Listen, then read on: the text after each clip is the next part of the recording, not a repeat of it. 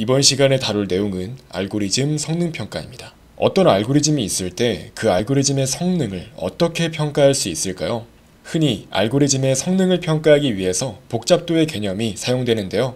엄밀히 말하면 이 복잡도는 계산 복잡도 이론에서 나온 것으로 이 내용을 온전히 이해하려면 추가적으로 많은 내용을 공부해야 하는데요. 이번 강의에서는 알고리즘 문제를 풀기 위해서 꼭 알아야 되는 정보 위주로 압축해서 준비를 해보았습니다. 자, 특정한 알고리즘의 성능을 평가하기 위해서 일반적으로 시간 복잡도와 공간 복잡도 이 두 가지를 분석하는데요. 시간 복잡도는 특정한 크기의 입력에 대해서 알고리즘의 수행 시간을 분석하기 위한 목적으로 사용되며, 공간 복잡도는 특정한 크기의 입력에 대해서 알고리즘의 메모리 사용량을 분석하기 위한 목적으로 사용됩니다.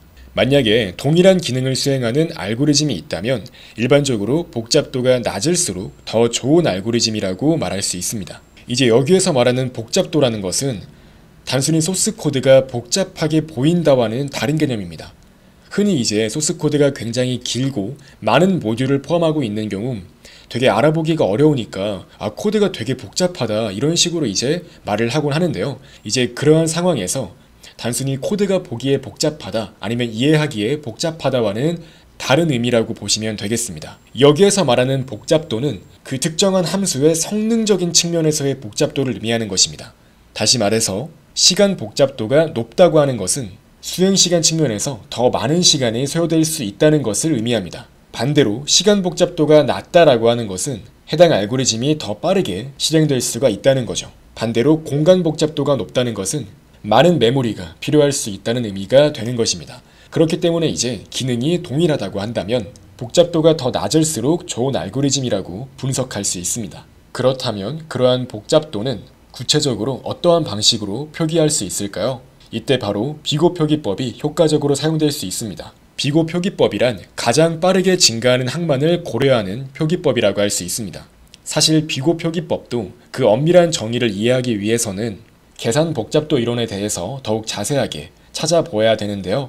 다만 일반적으로 알고리즘 문제를 푸는 입장에서는 비고표기법이란 가장 빠르게 증가하는 항만을 고려하는구나 정도만 기억하셔도 문제의 요구사항을 분석하는 데에는 큰 어려움이 없습니다. 다시 말해 비고표기법은 가장 빠르게 증가하는 항만을 고려하기 때문에 함수의 상한만을 나타내게 된다는 점이 특징인데요. 자, 예를 들어서 어떠한 함수 혹은 알고리즘의 그 연산 횟수가 3 곱하기 n 세제곱 더하기 5 곱하기 n 제곱 더하기 100만이라고 한번 해볼게요.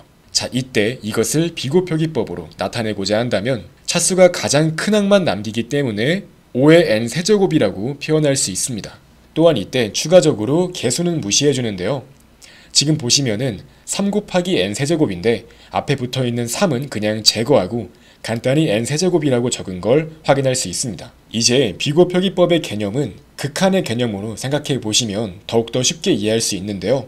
한번 이 n이 엄청 큰 수라고 한번 가정해 볼게요. 이 n이 만약에 100만, 1억 이런 식으로 굉장히 큰 수가 된다고 하면 저 3n 세제곱을 제외한 나머지 항들은 사실상 굉장히 작은 수가 될 것입니다.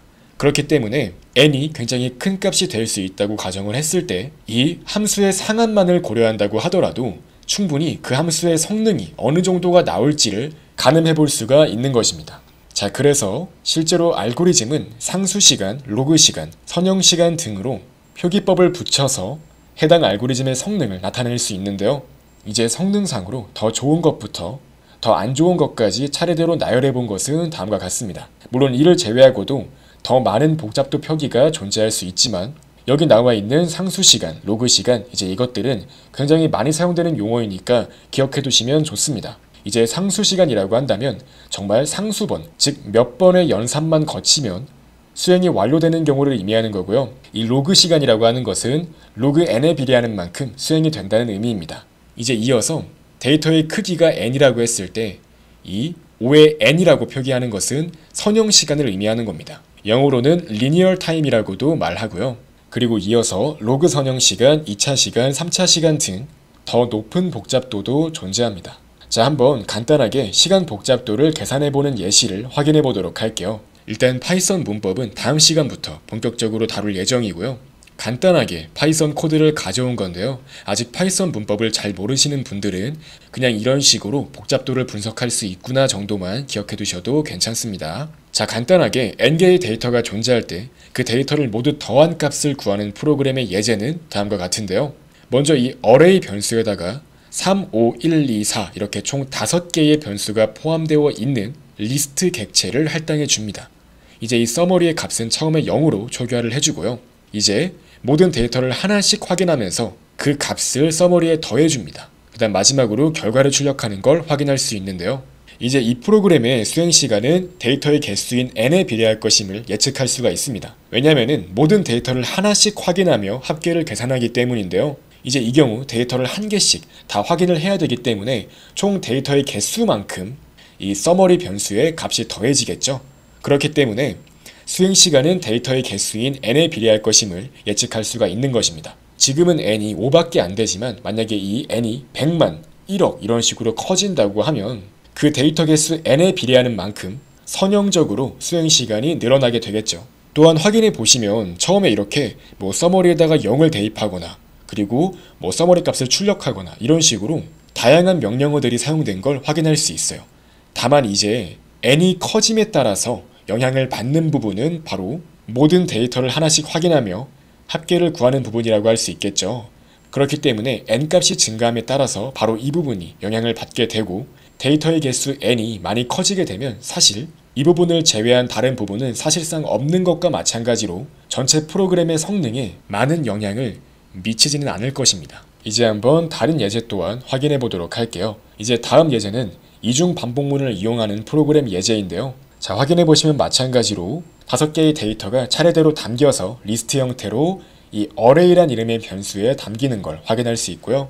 이제 이렇게 아래쪽에 이중 포문에서 이 변수 i가 하나씩 array의 데이터를 순회할 때마다 매번 또 마찬가지로 j가 이 array의 데이터를 하나씩 순회하는 걸 확인할 수 있습니다. 이제 그렇기 때문에 이중 반복문이라는 점에서 간단히 계산을 해보시면 이렇게 i 곱하기 j가 구해지는 횟수는 총 25회라고 할 수 있습니다. 즉 5 곱하기 5, 즉 5의 제곱이라고 말할 수가 있는 것입니다. 이제 그렇기 때문에 이 프로그램의 시간 복잡도는 비곱표기법 n제곱이라고 말할 수 있습니다. 이제 이 프로그램 또한 마찬가지로 이 n의 값이 커짐에 따라서 이 i와 j가 곱해지는 이 연산이 n제곱에 비례하는 만큼 많아지게 되겠죠. 그렇기 때문에 이제 이 프로그램의 시간 복잡도는 5의 n제곱이라고 말할 수 있으며 다만 이제 여기에서 여러분들이 한 가지 알아두시면 좋은 점은 모든 이중 반복문의 시간 복잡도가 n제곱인 것은 아닙니다. 이중 반복문이 수행될 때마다 이중 반복문 안에서 별도의 함수가 또 호출이 되고 이제 그 함수가 또 많은 시간을 필요로 한다면 당연히 그 함수의 시간 복잡도까지 고려를 해줘야 됩니다. 그렇기 때문에 통상적으로 이렇게 이중 반복문이 사용된다고 한다면 n의 제곱만큼 시간이 소요될 수 있겠구나 라고 생각을 하시되 그 내부적으로 수행되는 코드 또한 확인을 해보시고 시간 복잡도가 늘어나는 부분이 있는지 체크하시는 것이 중요합니다. 자, 그래서 실제로 이제 여러분들이 문제를 푸는 입장에서 반드시 알아둬야 되는 팁에 대해서 설명을 드리겠습니다. 일반적으로 CPU 기반의 개인 컴퓨터나 채점용 컴퓨터에서 연산 횟수가 5억을 넘어가는 경우 C 언어를 기준으로 해서 통상 1초 이상의 시간이 소요가 되고요. 기본적인 파이썬을 기준으로 해서 통상 5초 이상의 시간이 소요됩니다. 물론 시스템에서 파이파이를 지원하는 경우 때때로 C 언어보다도 빠르게 동작하는 경우도 존재합니다. 그렇기 때문에 일반적으로 파이썬으로 제출을 하게 되면 C 언어보다 조금 더 많은 수행 시간이 소요될 수 있다는 점을 기억하시면 좋고 만약에 채점 서버가 파이파이를 제공한다고 한다면 가능하면 파이파이로 제출하는 것이 더 시간 복잡도 측면에서 유리할 수 있습니다. 물론 이제 파이파이를 이용한다고 해서 항상 파이썬보다 빠르게 동작한다고 보장하지는 않으며 파이썬보다 더욱 많은 메모리가 사용될 수 있기 때문에 이러한 점 또한 고려하시면서 실제로 문제풀이에 임하시는 것이 좋습니다. 그래서 일반적으로는 이 파이썬으로 먼저 제출을 해보신 다음에 알고리즘을 효율적으로 잘 작성했음에도 불구하고 시간 초과 판정을 받는다면 파이파이로 다시 한번 동일한 코드를 제출해 보시는 것을 추천드립니다. 또 반대로 파이파이로 제출을 했을 때 시간 초과 혹은 메모리 초과가 발생하는 경우 파이썬을 이용해서 다시 한번 제출해 보시는 것도 좋습니다. 자, 그렇다면 실제로 우리가 n 세제곱의 알고리즘을 설계한 경우 이때 n의 값이 5000을 넘는다면 얼마나 시간이 걸릴까요? 이제 이건 그냥 간단하게 5천을 3번 곱해서 나온 값이라고 할 수 있는 1250억이 그 연산 횟수라고 보시면 되겠는데요. 간단하게 파이썬이 1초에 약 5천만 번 정도의 계산을 처리할 수 있다고 하면 약 2500초 정도가 걸린다고 말할 수 있겠네요. 이제 이런 식으로 어느 정도 수행 시간을 예측해서 알고리즘을 설계하는 것이 중요합니다. 특히 실제로 채점용 서버에서는 이 파이썬이 1초에 약 2천만 번 정도의 연산만 처리할 수 있다고 가정하고 문제에 접하시는 것을 추천드리며, 이러한 계산 방식 또한 엄밀히 말하면 이 채점용 서버의 컴퓨터 성능에 따라서 천차만별일 수 있기 때문에 이 점 또한 유의하시고 실제 문제를 푸시는 것을 추천드립니다. 더불어 코딩 테스트 문제에서 수행시간 제한은 통상 1초에서 5초가량이라는 점에 유의하시는 것이 좋습니다. 만약에 문제에서 별도로 시간 제한이 명시되어 있지 않은 경우 대략 5초 정도라고 생각을 하시고 문제를 푸는 것을 추천드립니다. 자, 그래서 우리가 문제를 풀 때는 요구사항에 따라서 적절한 알고리즘을 설계하는 것이 매우 중요한데요. 일반적으로 대부분의 문제들은 데이터의 개수 n이 주어진다고 하면 그 n의 범위가 어디서부터 어디까지인지 명시를 해주고요. 각 데이터의 값 또한 어떤 값 범위로 주어질지 또한 명시가 되어 있습니다. 이제 그렇기 때문에 가장 먼저 그러한 데이터의 조건을 확인해 보신 뒤에 이어서 수행시간 제한 또한 확인해 주셔야 됩니다. 즉 수행시간 요구사항이 어느 정도인지, 우리가 제출한 프로그램이 5초 안에 끝나야 되는 건지 아니면 1초 안에 끝나야 되는 건지 등을 문제에서 명시하고 있을 텐데 그 정보를 정확히 캐치하시는 것이 중요합니다. 만약에 시간 제한이 1초인 문제를 만났을 때 일반적인 기준은 다음과 같습니다. 파이썬을 기준으로 해서 1초에 2천만 번의 연산을 안정적으로 수행할 수 있다고 가정을 했을 때 n의 범위가 500인 경우에는 시간 복잡도가 5의 n 세제곱인 알고리즘을 설계하면 문제를 풀 수가 있고요. n의 범위가 2000인 경우에는 2차 시간으로 동작하는 알고리즘을 설계해야 문제를 풀 수 있을 것입니다. 그리고 n의 범위가 10만일 때는 일반적으로 nlog n 이하로 동작하는 프로그램이 요구되는 거고요. 이렇게 n의 범위가 1000만인 경우, 이제 이런 경우에는 선형 시간에 동작하는 알고리즘을 설계했을 때 문제를 풀 수 있을 것입니다. 이제 일반적으로 여기 나와 있는 예시는 실제로 제가 문제를 풀 때에도 적용을 하고 있는 방식입니다. 물론 이제 외관적으로 보았을 때는 시간 복잡도가 낮아 보인다고 하더라도 다른 요인에 의해서 불필요하게 시간이 많이 소요돼서 시간 초과 판정을 받는 경우도 있고 굉장히 다양한 케이스가 존재할 수 있기 때문에 이렇게 시간 제한에 따라서 적절한 알고리즘을 설계하는 것은 많은 문제를 접해 보시면서 스스로 감을 찾아 나가시는 것이 좋습니다. 자, 그래서 일반적인 알고리즘 문제 해결 과정은 다음과 같이 정리할 수 있습니다. 먼저 지문을 꼼꼼하게 읽고 컴퓨터적 사고를 통해서 문제를 잘게 분해해 보는 거예요. 즉 이제 이 과정에선 뭐가 필요하고 이 과정에선 뭐가 필요하고 이제 이런 것들을 단계별로 잘게 쪼갠 뒤에 문제를 최대한 간결하게 정리를 해보시는 거예요. 문제에 명시되어 있는 요구사항을 적절히 분석해서 어느 정도 성능으로 동작하는 프로그램을 작성해야 정답 판정을 받을 수 있는지 고민해 보시는 게 중요하고요.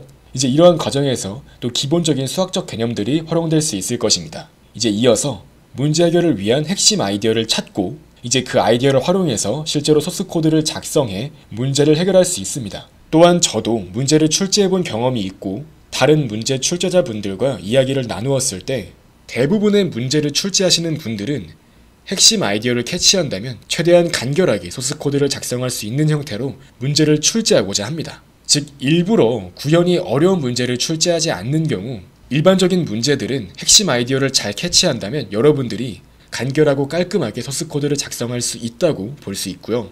애초에 문제에 접근하실 때부터 생각나는 내용을 바로 소스 코드로 옮기기보다 먼저 문제를 온전히 이해하고 어떤 식으로 코드를 작성해 나갈지까지 확실히 정리가 된 다음에 실제 코드를 작성하시는 것을 추천드립니다. 그래서 문제를 처음 접했을 때 나는 이 문제를 엄청 간결하고 창의적으로 풀 수 있다고 이렇게 스스로한테 확신을 가지시고 문제를 푸시는 게 결과적으로 실수를 줄이고 더욱 빠르게 여러분들의 실력을 늘려줄 수 있을 겁니다. 자, 그래서 실제로 파이썬에서는 다음과 같은 소스 코드로 프로그램의 수행 시간을 측정할 수 있는데요. 자, 이렇게 표준 라이브러리에서 이 time을 불러온 다음에 time.time 함수를 호출하게 되면 현재 시간이 이렇게 반환이 되는데요. 이제 이것을 start time, 즉 프로그램이 시작되는 부분에 이렇게 값을 담아줄 수 있도록 하고 이어서 프로그램 코드를 중간에 넣어준 뒤에 실제로 프로그램이 종료되었을 때의 그 시간을 측정해서 이 프로그램의 수행 시간을 출력해 볼 수가 있습니다. 이제 수행시간 측정 코드 또한 여러분들이 문제를 푸는 과정에서 많이 활용해 보시는 걸 추천드리고요. 이상으로 이번 시간에는 코딩 테스트를 위한 알고리즘 성능 평가에 대한 내용을 다루어보는 시간을 가져보았습니다.